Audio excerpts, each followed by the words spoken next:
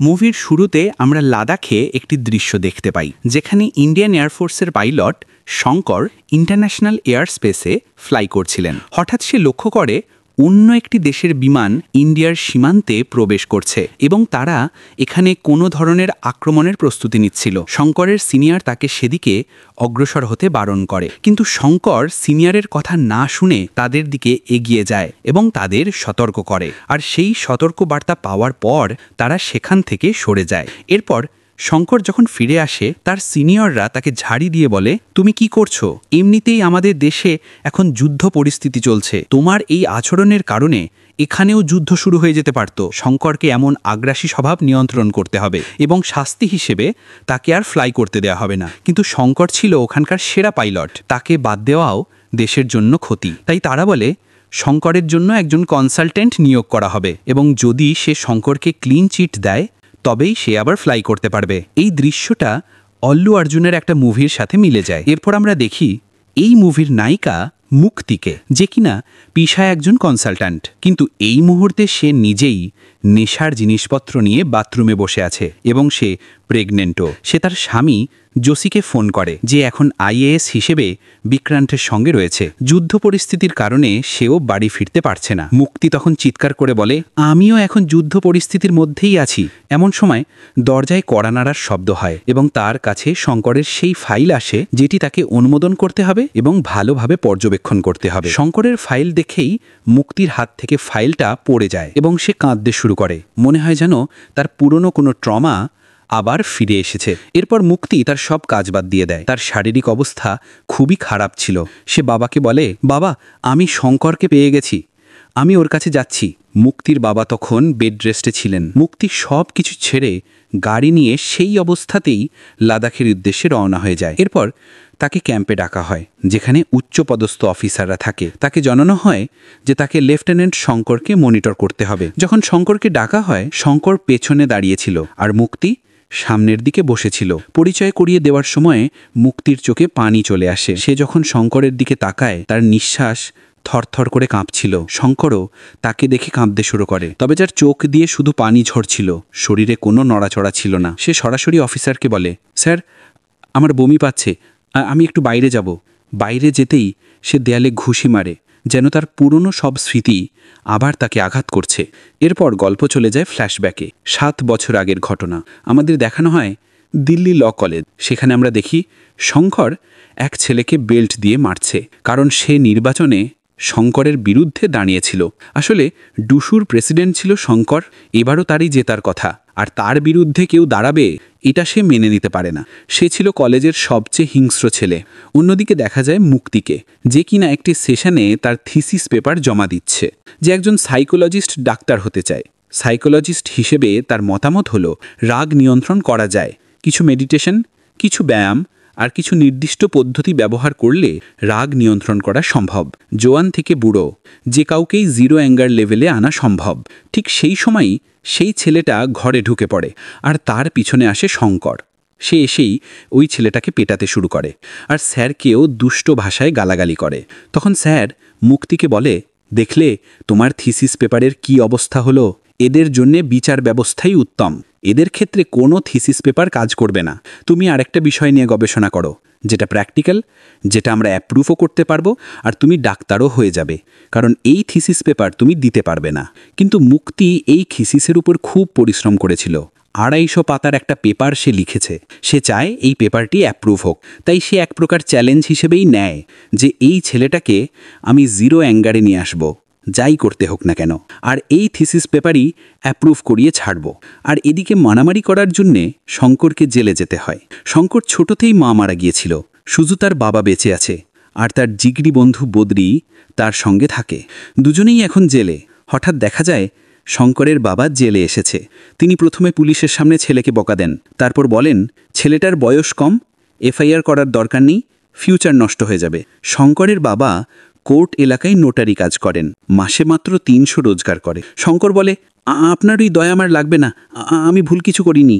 এরপর মুক্তি পুলিশ স্টেশনে আসে এবং শঙ্করকে ছাড়িয়ে নিয়ে যায়। তারপর শঙ্করকে বাইরে বসিয়ে একটা প্রপোজাল দেয়। আমার টিচার্সরা বলেছে থিসিস পেপার কমপ্লিট হবে না, কারণ আমার রিসার্চে ঘাটতি আছে। তোমার মতো লোকদের একমাত্র পুলিশই ঠিক করতে পারে, কিন্তু আমি বিশ্বাস করি তুমি কোনো খারাপ লোক নও। তোমার ভিতর থেকে আমি রাগ একেবারে বের করে দেব এবং তোমাকে রাগ নিয়ন্ত্রণে সাহায্য করব। হঠাৎ শঙ্কর এক অদ্ভুত কথা বলে বসে, তো আমরা কবে বিয়ে করছি? মুক্তি তো অবাক। বিয়ে? বিয়ে কেন করব আমরা? শঙ্কর বলতে থাকে, আমি তোমার কথা মানব, আমার রাগ কমাবো, আমি একদম ভালো ছেলে হয়ে যাব, চকলেট বয় হয়ে যাব। কোন কারণে? কার জন্যে? তুমি আমার কাছে কি? এই কথা শুনে মুক্তিও যেন বুঝতে পারে, আসলেই তো আমি এই কথায় জড়িয়ে যাচ্ছি। তাও সে চুপচাপ সরে যায়, আর শঙ্কর তাকে দেখতেই থাকে। পরের দিন কলেজে মুক্তিকে দেখা যায় এবং একটা নতুন ছেলে জোসি, যে সদ্য কলেজে জয়েন করেছে। সে একজন প্রফেসর, যিনি পার্ট টাইম ভিত্তিতে কলেজে এসেছেন। 1 বছর টিচিং করবেন, এরপর ইউএস চলে যাবেন, যেখানে তার উজ্জ্বল ভবিষ্যৎ অপেক্ষা করছে। মুক্তির সঙ্গে তার কথা হয় এবং দুজন একে অন্যের প্রশংসা করে। এদিকে আমরা দেখি শঙ্কর ও তার পুরো গ্যাং আবার কলেজে পটকা ফুটাতে শুরু করেছে, যেটা সবাইকে বিরক্ত করছিল। মুক্তি তাকে বোঝাতে যায়, কিন্তু শঙ্কর উল্টো তাকেই বুঝিয়ে ফিরিয়ে দেয়। তখন সে সেই নতুন টিচারকে দেখে এবং তার নিজের থিসিস পেপারের কথা মনে পড়ে। তখন সে পণ করে যে শঙ্করকে সে বদলে ছাড়বেই, যেভাবেই হোক। সে শঙ্করের কাছে গিয়ে বলে, চলো একটা ডিল করি, আমি তোমার গার্লফ্রেন্ড হয়ে থাকব কাজের জন্য। তুমি ভালোবাসা দেখাতে থাকবে, কিন্তু আমি আগে থেকে বলে দিচ্ছি, আমার থেকে কিছু আশা করো না। আমি তোমাকে ভালোবাসি না, আমি শুধু কাজের জন্য তোমার সঙ্গে থাকছি, আর আমার থিসিসে সাইন করাতে হবে। মুক্তি আরও বলে, আমি শুনেছি তুমি নাকি সুন্দর মেয়েদের জন্য যে কোনো কিছু করে দাও, আমার জন্য এই রিস্কটা নিতে পারবে না? শঙ্কর তখন হেসে বলে, চলো ঠিক আছে, রিস্ক তাহলে নিয়েই ফেলি, কিন্তু একটা কথা, যদি তোমায় ভালোবেসে ফেলি, তোমায় না পেলে পুরো দিল্লি পুড়িয়ে দেব। মুক্তি বলে, আমি তো এই ব্যাপারটাকে কাজের ভাবে নিচ্ছি, তোমার দিকটা তুমি জানো আর তোমার মন জানে। এরপর মুক্তি তার কাজ শুরু করে দেয় এবং শঙ্করের উপর সব কিছু নোট করতে থাকে। সে সকালে উঠে কি করে, তার লাইফস্টাইল কেমন, কিভাবে তাকে ঠিক করা যায়, বাড়িতে কারা আছে, সব কিছু রেকর্ড করতে থাকে, যেন কোনো পেশেন্টকে নিয়ে সাইকোলজির প্র্যাকটিক্যাল চলছে। ডাক্তাররা যেভাবে করেন ঠিক সেভাবেই মুক্তিও করছে। একদিন মুক্তি শঙ্করকে একটি দরিদ্র গ্রামের দিকে নিয়ে যায় এবং জিজ্ঞাসা করে, এই গরিব মানুষদের দেখে তোমার কি মনে হয়? শঙ্কর বলে, আমার তো মনে হয় ধনীদের পিটিয়ে টাকা নিয়ে নেওয়া উচিত আর এদের মাঝে বিলিয়ে দেওয়া উচিত। তারপর আবার তাকে এক দামি রেস্টুরেন্টে নিয়ে যায়, যেখানে আমির লোকজন বসে আছে। তখন শঙ্করকে জিজ্ঞেস করা হয়, এদের মধ্যে এসে কেমন লাগছে? শঙ্কর আবারে বলে, এখনও তো মনে হচ্ছে ধনীদের পিটিয়ে টাকা নিয়ে নেওয়া উচিত। তারপর তাকে জিজ্ঞেস করা হয়, তোমার ড্রিম কি? সে বলে, আমির হওয়া, তবে এমন আমির যাকে কোনো গরিব এসে পিটিয়ে কিছু নিতে না পারে। এই দৃশ্যটা খুবই ফানি ছিল। এরপর শঙ্করের বন্ধু বলে, ভাই, এতদিন ধরে তুই ওই মেয়ের সাথে ঘুরছিস? 2 মাস হয়ে গেল, দুষ্টু কাজটাজ করছিস তো নাকি? এই বলে বন্ধুরা মজা করছিল। একটু পর দেখা যায় বদ্রির সঙ্গে এক বাস কন্ডাক্টরের ঝগড়া শুরু হয়। সেখানে শঙ্করও পৌঁছে যায় এবং তাদের বেশ মারধর করে। ঠিক সেই সময় মুক্তি আসে এবং বলে, তুমি তাকে কিচ্ছু করবে না, তুমি যদি ওদের কিছু করো আর প্রিন্সিপাল স্যার জানতে পারেন, তাহলে আমার থিসিস পেপার কোনো দিন অ্যাপ্রুভ হবে না। এখন এই ছেলেটাই তোমাকে মারবে আর তুমি আমার জন্য মার খাবে। কিন্তু শঙ্কর মার খায় না, উল্টো সেই মারতে শুরু করে। তখন সে বলে, আমি কেন মার খাবো? তোমার কাছে তো আমি কিছু পাচ্ছি না, আমি মার খেতে পারি যদি তুমি দুষ্টু কাজ করতে দাও। মুক্তি বুঝে যায় শঙ্করের কথা না শুনলে তার ডাক্তার হওয়া নবে। তারপর তারা একটা হোটেল বুক করে এবং রুমে গিয়ে মুক্তি নিজেই সব খুলতে যাওয়ার সময় শঙ্কর তাকে থামিয়ে দেয়। সে বলে যে, তুমি এটা কাজের জন্য করছো, কিন্তু আমি এতটা নিচে নামিনি যে ভালোবাসার নামে নিজের প্রেমিকার কাপড় খুলে ফেলবো। এ কথা বলে সে বেরিয়ে যায়। এরপর দেখা যায় শঙ্করের এই বদলে যাওয়া আচরণ দেখে অবশেষে থিসিস পেপারে সিগনেচার হয় এবং মুক্তি ডাক্তার হয়ে যায়। তার পেপার অনুমোদন পেয়ে যায়। এরপর কলেজের বাইরে বৃষ্টি শুরু হয়। শঙ্কর মুক্তির সাথে দেখা করে এবং বলে, তোমার তো কাজ হয়ে গেল, তাই না?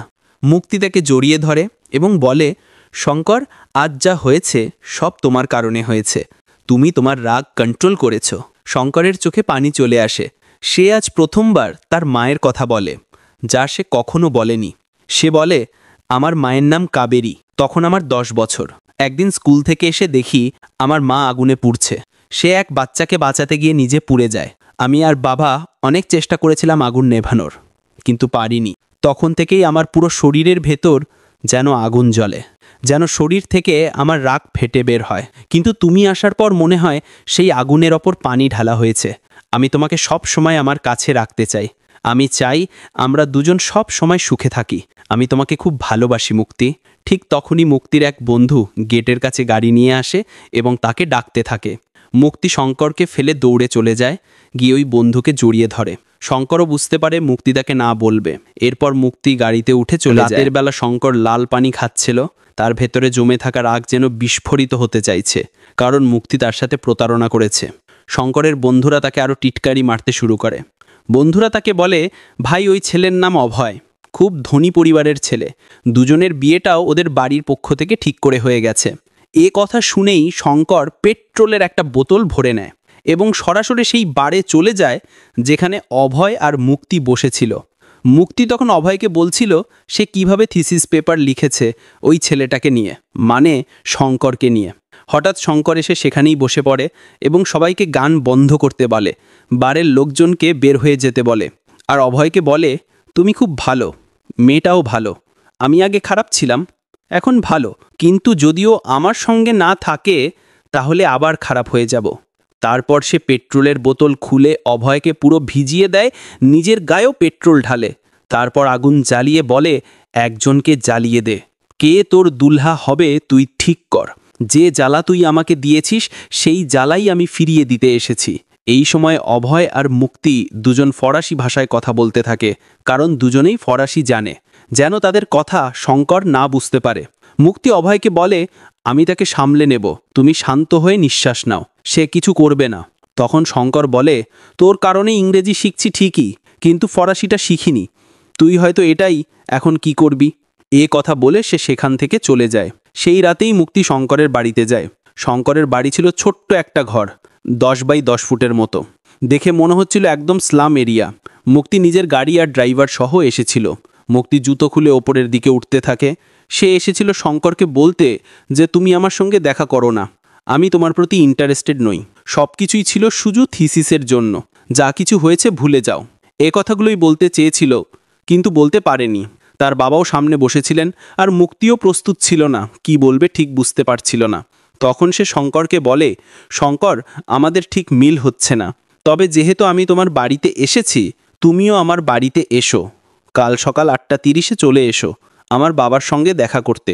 এই কথা শুনেই শঙ্কর আর তার বাবা খুবই খুশি হয়। তাদের বাড়িতে যেন উৎসব লেগে যায়, কারণ ছেলের বিয়ে হতে যাচ্ছে। এমনকি তারা বিয়ের ভাবনাও শুরু করে দিয়েছিল। পরের দিন শঙ্কর নতুন কাপড় চোপড় পরে মুক্তির বাড়িতে যায়, কিন্তু সেটা বাড়ি নয়, যেন এক রাজপ্রাসাদ। বাইরে পুলিশ গার্ড সব কিছু সাজানো। মুক্তির বাবাকে দেখা যায় তিনি একটি চেয়ারে বসেছিলেন। মুক্তিও সেখানে আসে। মুক্তির বাবা প্রশ্ন করে, তুমি কি করো? শঙ্কর বলে, স্যার, আমি আগে ডিএসইউ এর প্রেসিডেন্ট ছিলাম, এখন নই, বর্তমানে আইন নিয়ে পড়াশুনো করছি। তিনি আবার জিজ্ঞেস করলেন, টাকা কমানোর জন্য কি করো? শঙ্কর বলে, এখনও সেভাবে কিছু ভাবিনি, তবে ভবিষ্যতে অবশ্যই চিন্তা করব। তখন মুক্তির বাবা বললেন, এই বাড়িতে ঢোকার আগে একবারও ভাবনি তুমি কার বাড়িতে আসছো, কার মেয়ের হাত চাইতে এসেছো? একবার নিচে গিয়ে আমার নাম পড়ে আসো। তিনি নিজের নাম বলেন, কিন্তু নিচে কি লেখা আছে তা বলেন না। আবার বলেন, বাইরে গিয়ে নিচে নামটা পড়ে আসো। শঙ্কর রাগে বাইরে গিয়ে নাম পড়ল। সেখানে লেখা আছে IAS এবং জয়েন্ট সেক্রেটারি। সে বুঝে গেল ওরা পদমর্যাদায় তার পরিবারের চেয়ে বহু ওপরে। এরপর মুক্তির বাবা তার অবস্থান দেখিয়ে বলতে লাগলেন, তোমরা কেরালা থেকে 10 বছর আগে এখানে এসেছো। তোমার বাবা কোর্টের নিচে নোটারি করেন। তোমার জীবনের বড় স্বপ্ন ক্যান্টিনের টেন্ডার পাওয়া আর কলেজের কাঠ থেকে কিছু টাকা কামানো। এই মনোভাব আর ভবিষ্যৎ লক্ষ্য নিয়ে তুমি আমার মেয়েকে পেতে চাও? আমি এই অবস্থানে আসতে কত পরিশ্রম করেছি জানো? আমি একজন IAS অফিসার। আমার অধীনে বহু অফিসার, বহু সরকারি কর্মচারী কাজ করে। আমার একটা আদেশে পুরো শহরের রাস্তা বন্ধ হয়ে যেতে পারে। এই ক্ষমতা, এই সম্মান পেতে আমাকে কতটা তপস্যা করতে হয়েছে জানো? আর তুমি ভাবছো এভাবে চলে এসে আমার মেয়েকে বিয়ে করতে চাও? তখন শঙ্কর বলল, স্যার, যদি এই জায়গায় আসতেই হয় তাহলে আমাকে কি করতে হবে? তার চোখে তখন রাগের আগুন জ্বলছিল। এই সময় মুক্তির বাবা হেসে উঠলেন। শঙ্কর বলে, স্যার, আমার বিয়ের কথা চলছে, আমি মজা করছি না। তখন মুক্তির বাবা বলেন, তোমাকে UPSC ক্লিয়ার করতে হবে। যদি তুমি শুধু প্রিলিমসও ক্লিয়ার করতে পারো তাহলে এসো, তোমার সঙ্গে কথা বলবো। এই কথা শোনার পর শঙ্কর উঠে চলে যেতে চাইছিল। তখন মুক্তি তার হাত ধরে থামিয়ে বলে, 15 লাখেরও বেশি মানুষ এই পরীক্ষা দেয়, একজনেরও হয় না। কিন্তু শঙ্কর বলে, তোর জন্য আমি যে কোনো কিছু করতে পারি। এই পরীক্ষাও পাশ করে দেখাবো। তারপর সে নিজের মায়ের চুড়িগুলো মুক্তিকে দেয়। মুক্তি বলে, বাবা আমাকে আজ এগুলো তোমাকে পড়াতে বলেছিলেন, কিন্তু তুমি এগুলো রেখে দাও যত্ন করে, আর প্রিলিমস পাশ করার পর যখন তোমাকে একবার কল করব তখন অবশ্যই ধরবে। এরপরেই শুরু হয় শঙ্করের যাত্রা। তার বাবা সব শুনেই বলে, বাবা তুমি এটা ক্লিয়ার করতে পারবে না। কিন্তু শঙ্কর প্রিমের টানে তার লক্ষ্যে অটুট থাকে। অনেক কোচিং সেন্টারেও যায়, আবার একা একা বসেও পড়ে। যাকে একসময় সে মেরেছিল সেই ছেলেটাই ছিল কলেজ ইলেকশনের সবচেয়ে মেধাবী ছাত্র, এবং সেই ছেলেটার সঙ্গেই বসে শঙ্কর ইউপিএসসির প্রস্তুতি শুরু করে। অবিশ্বাস্যভাবে 3 বছর 3 বার ব্যর্থ হওয়ার পর তার শেষ চেষ্টায় সে প্রিলিমস পাশ করে। এই সুখবর দেওয়ার জন্য সে সবার আগে যায় মুক্তির বাড়িতে, তাকে কল করে। কিন্তু মুক্তি তো অন্য জগতে আছে। মুক্তি 3 বছর পরে যুক্তরাষ্ট্র থেকে ফিরে এসেছে, ডক্টরেট শেষ করে। এখন সে ডিফেন্স মিনিস্ট্রিতে চাকরি পেয়েছে, যেখানে সে এয়ারফোর্স সংক্রান্ত দায়িত্ব দেখবে। অনুষ্ঠানে সে এই খবর জানানোর পাশাপাশি নিজের বয়ফ্রেন্ড অর্থাৎ জীবন সঙ্গীর ঘোষণাও করছে। সে আর কেউ নয়, জনসি কলেজের সেই প্রফেসর। যুক্তরাষ্ট্রে পড়তে গিয়ে তাদের ঘনিষ্ঠতা বাড়ে, প্রেম হয়, আর আজ তারা আনুষ্ঠানিকভাবে বিয়ের ঘোষণা করছে। ঠিক তখনই তার ফোনে শঙ্করের কল আসে। সে ফোন কেটে দেয়, কিন্তু তার সামনে শঙ্কর দাঁড়িয়ে থাকে। তাকে দেখে মুক্তি বিস্মিত হতবাক। শঙ্কর আবার কেন এসেছে? শঙ্কর তার দিকে এগোতেই কয়েকজন লোকের সাহায্যে মুক্তির বাবা তাকে বাইরে বের করে দেয়। শঙ্কর সোজা নিজের বাড়িতে ফিরে যায়, বাবাকে আর বন্ধুকে ঘরের ভেতর বন্ধ করে দেয় এবং আগুন ধরানোর মতো কিছু নিয়ে চলে যায় মুক্তির বাড়িতে। এক এক করে বিভিন্ন জায়গায় আগুন লাগাতে শুরু করে এবং মুক্তিকে বলে, তুই আমার ফোন ধরলি না কেন? মুক্তির দৌড়ে গিয়ে দেখে শঙ্কর সত্যিই ইউপিএসসি প্রিলিমস পাশ করেছে। দেখে সে শখে পড়ে যায়। এরপর মুক্তি কোনোভাবে তাকে সামলে ছাদের ওপর নিয়ে যায় এবং বলে, তাড়াতাড়ি এখান থেকে পালাও, না হলে লোকজন তোমাকে ধরে ফেলবে আর তোমার উজ্জ্বল ভবিষ্যৎ নষ্ট হয়ে যাবে। কিন্তু শঙ্কর শুধু বলে, তুমি অপেক্ষা করলে না কেন? তুমি আমার ফোন ধরলে না কেন? তাহলে কি তুমি আমাকে একটুও ভালোবাসো না? এবার মুক্তি সরাসরি না বলে দেয়। শঙ্কর আবার বলে, আমার ভেতরে সেই জ্বালা শুরু হয়ে গেছে। মা মারা যাওয়ার পর ভেতরে যে দহন হতো, আজ আবার ঠিক সেই অনুভূতিটাই হচ্ছে। মনে হচ্ছে তোকে মেরে ফেলি, কিংবা নিজেকে মেরে ফেলি, অথবা দুজনে মিলে এই ছাদ থেকে লাফ দিই। মুক্তি বলে, তোমার উজ্জ্বল ভবিষ্যৎ তুমি নষ্ট করো না। যদি ইচ্ছে হয় তুমি আমাকে মারতে পারো, কিন্তু নিজেকে ধ্বংস করো না। কিছুক্ষণ পর পুলিশ আসে এবং তাকে ধরে নিয়ে যায়। মুক্তি বারবার বলে, এখান থেকে পালাও, কিন্তু শঙ্কর পালায় না। পরের দিন শঙ্করের বাবা গিয়ে মুক্তির বাবার কাছে ক্ষমা চান। মুক্তির বাবা তাকে অপমান করতে করতে বলে, অন্য কেউ হলে তোমার ছেলেকে মেরে ফেলতো। আমি তার বিরুদ্ধে এফআইআর করিনি, কারণ আমিও এক মেয়ের বাবা। তোমার ছেলেকে হসপিটাল থেকে নিয়ে চলে যাও। অন্যদিকে আমরা দেখি মুক্তি যোশী সব কিছু খুলে বলছে।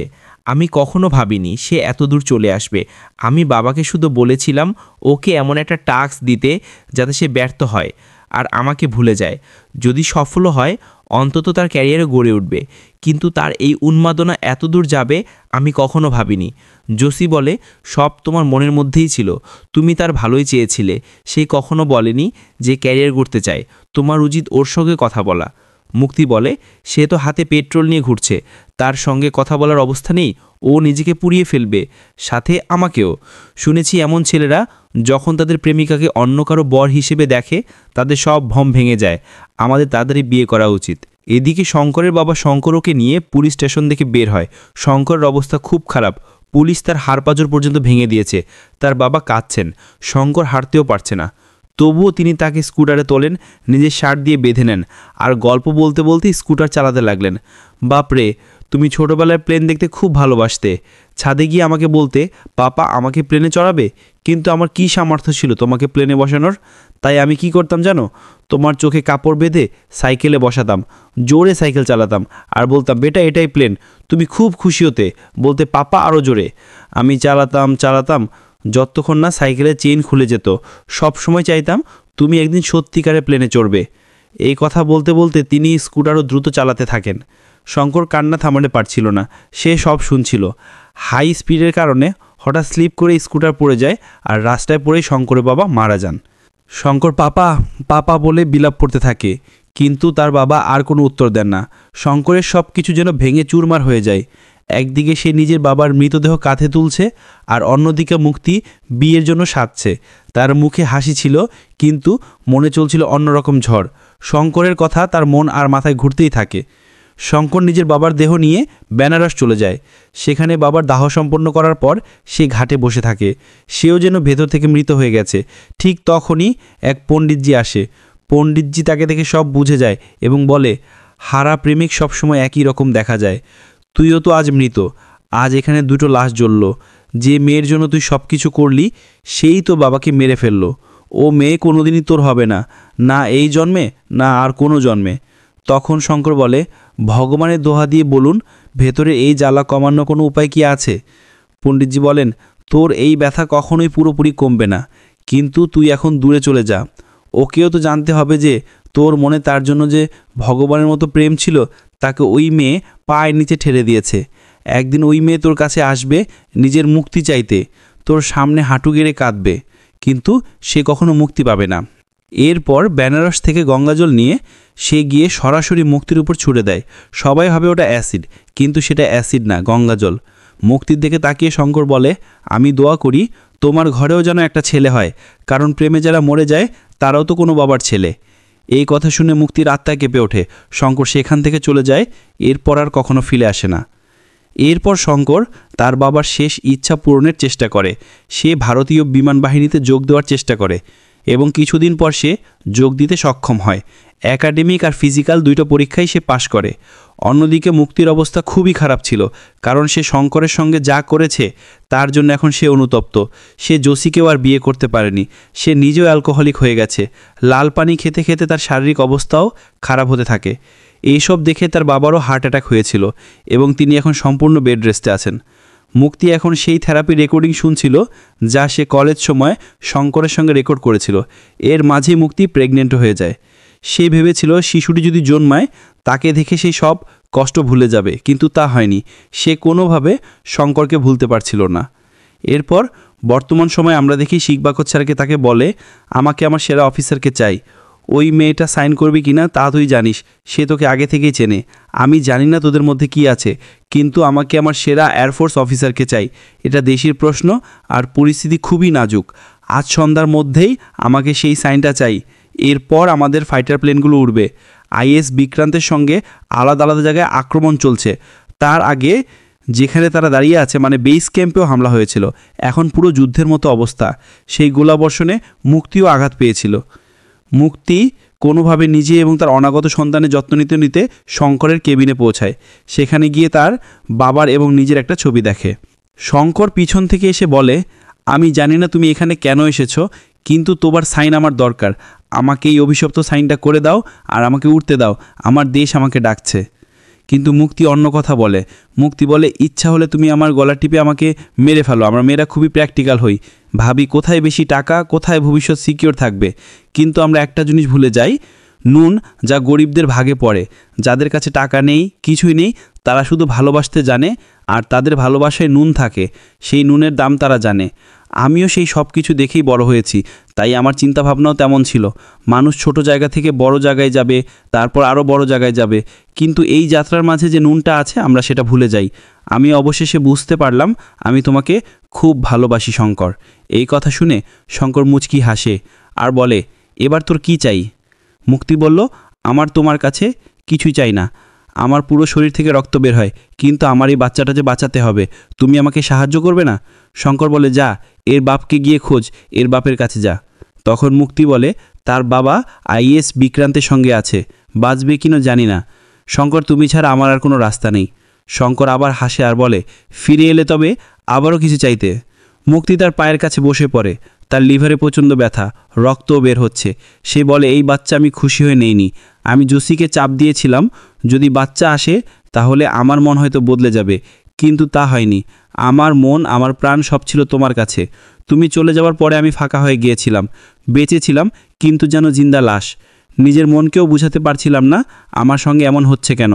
যদি আমার জন্য থিসিস পেপার অ্যাপ্রুভ করানোটা শুধু একটা বিসিএস ডিল ছিল, তাহলে কেন আমি এই কষ্ট পাচ্ছি? তুমি আমাকে ক্ষমা করো বা না করো, এই বাচ্চাটাকে আমি মরতে দেব না। এর মাঝেই আমরা দেখি মুক্তির লেবার পেন শুরু হয়ে যায়। তাকে তাড়াতাড়ি মেডিকেল রুমে নিয়ে যাওয়া হয়, আর শঙ্করের চোখেও তখন জল।